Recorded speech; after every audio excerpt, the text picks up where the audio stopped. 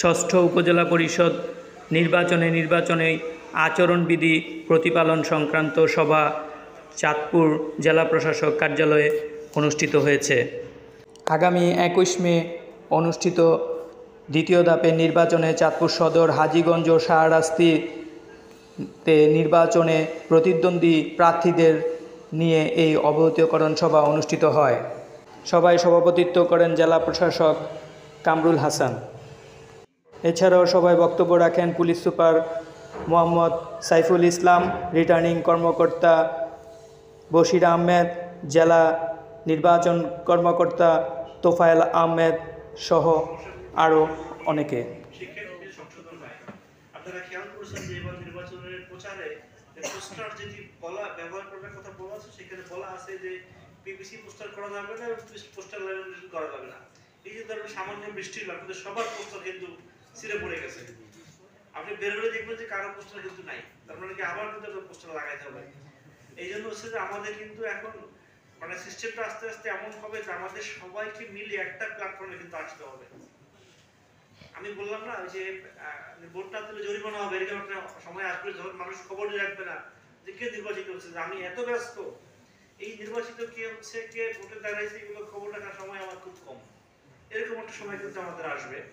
তো পরিষদের মধ্যে যেটি বলছেন যে এই যে একটা রশিতে যদি পর্যায়ক্রমে যদি সবার পোস্টার লাগানো থাকে, এটা হতে পারে আপনার যে বর্ণবাদার ক্রম অনুসারে যে আবার কে আগে কে পরে সে বোধহয় ফার্স্ট হয়ে গেল, ঠিক আছে। আপনার আরো সহজ হতে পারে যে একটা পোস্টারে সবার নাম থাকবে, সবার নাম সবার প্রতীক, কেউ কারোটা ফেলবে না। যে পরপর লাগাই ঠিক আছে, তাহলে বেছে বেছে ছিঁড়ে ফেলি, তখন তাহলে ব্লেড দিয়ে কাটতে হবে মাঝখান থেকে, এটা কেটে ফেলে দিই নামটুকু, ঠিক আছে।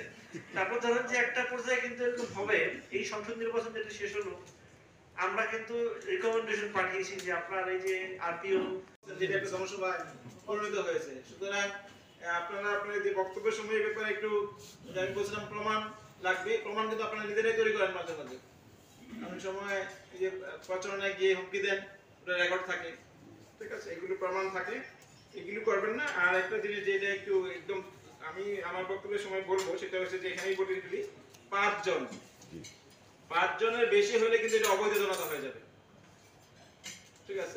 আপনারা একটা গাড়ি আমাদের সভাপতির মধ্যে একটা গাড়ি এলাও করেছেন, সেই গাড়িতেও সব মিলে 5 জন লোক ব্যবহার করতে হবে, ঠিক আছে। আজকে পথসভা জনসভায় পরিণত হয়েছে, ঠিক আছে। তারাই কিন্তু বলতেছে যে তাদের পথসভাটা জনসভায় পরিণত হয়েছে।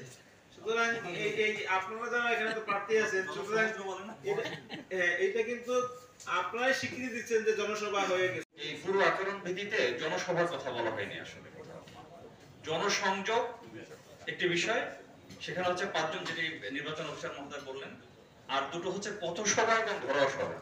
জনসভা হিসেবে কোথাও আখ্যায়িত করা হয়নি এবং এটা কোনো রেঞ্জের কথা বলা হয়নি। এখন পথসভা বলতে হলে এখন এটাকে যদি সেই পথের দৈর্ঘ্য কত হবে, এটা আসলে পূর্বে আমরা বেশ কিছু জায়গায়, উপজেলাতে বিভিন্ন জায়গায় আমরা কিন্তু ভোটার উদ্বুদ্ধকরণ সভা করেছি এবং ভোটারদেরকে সেখানে আশ্বস্ত করেছি একটি সুষ্ঠু অবাধ নিরপেক্ষ নির্বাচনের।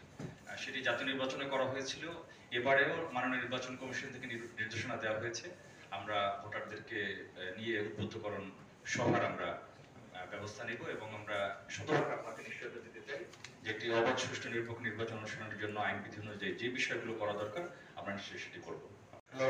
আপনাদের স্পষ্টভাবে ক্লিয়ার করতে চাই, এখানে কোনো প্রকার শুরুতে কোনো সফটওয়্যার বা কোনো এসব করার সুযোগ নাই। এক, দ্বিতীয় কথা হলো যে নির্বাচনে আমাদের দুইটা কন্ডিশন থাকে, দুইটা বিষয় থাকে, একটা হলো ব্যানার, আরেকটা হলো রিয়াল, ঠিক আছে। নির্বাচন ব্যবস্থার থেকে স্পষ্ট নির্দেশনা দেওয়া আছে যে 7:45 যদি আমার ইভিএম, আরেকটা কথা বলে রাখি, আমাদের ইভিএম এ যদি কোনো টাইমিং এর এদিক সেদিক হয়, অনেক সময় দেখা যাবে যে আমাদের ইভিএম এর টাইম হলো মানে ভোটের টাইম হলো 8টা থেকে 4টা, যদি কোনো মেশিন যদি টাইম একটু এগারো হয়, 8:15 চলে যায়, অনেক বড় কিছু নাই। যদি 8:15 মেশিন রিয়েল মোডে যায়, মানে ভোট বোর্ডের উপযোগী যে মোড, সেই মোডে গেলে ঠিক 4:15 অটোমেটিক বন্ধ হয়ে যাবে না। 8টার সময় এটা টাইম দেওয়া বা 8টা হলো কেন বা একটা পিছিয়ে হলো কেন, এটা নিয়ে কোনো অনিবার্য কিছু নেই, কারণ মেশিনটা যতদিন যাবে এই টাইমিং প্রবলেমটা হবে, এটা ছাড়া এতে কোনো রকম অনিবার্য কিছু না।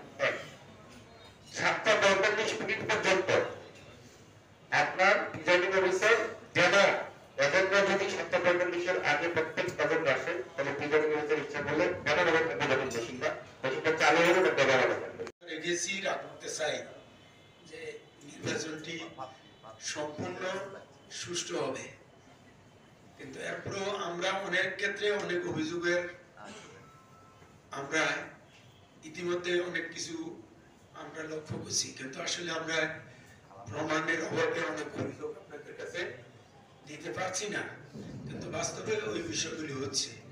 কেউ কেউ আমি যতটুকু নির্বাচন